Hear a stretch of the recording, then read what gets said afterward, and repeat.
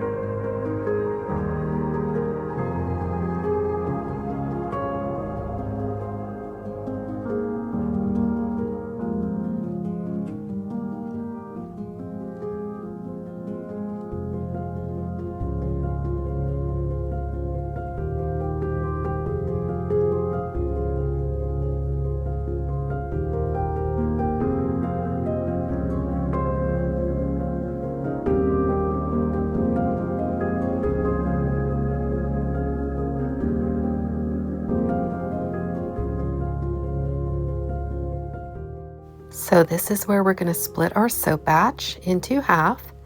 One of the halves will stay white and we'll use some titanium dioxide for that. And then the other half will be used for our 3 colors and will be divided into thirds. Your main white batch will also be divided into thirds as well.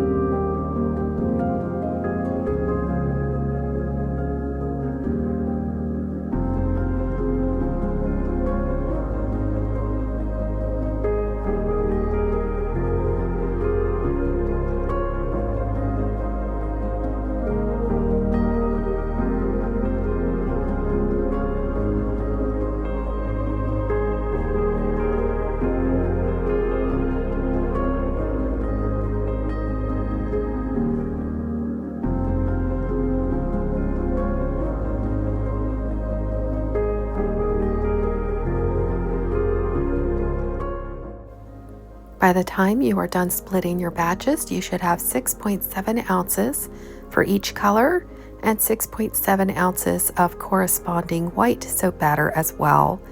And you're going to gently pour them together into a separate pour container. Try not to blend them together like I accidentally did here. You really want them to just kind of touch but not blend together.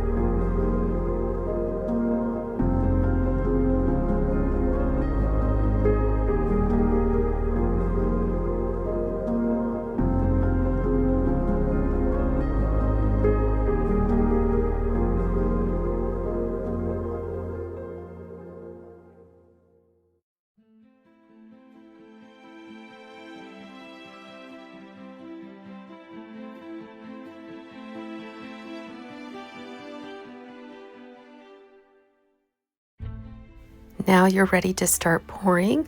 Notice I have separated the pen marks at the bottom into 3 equal portions.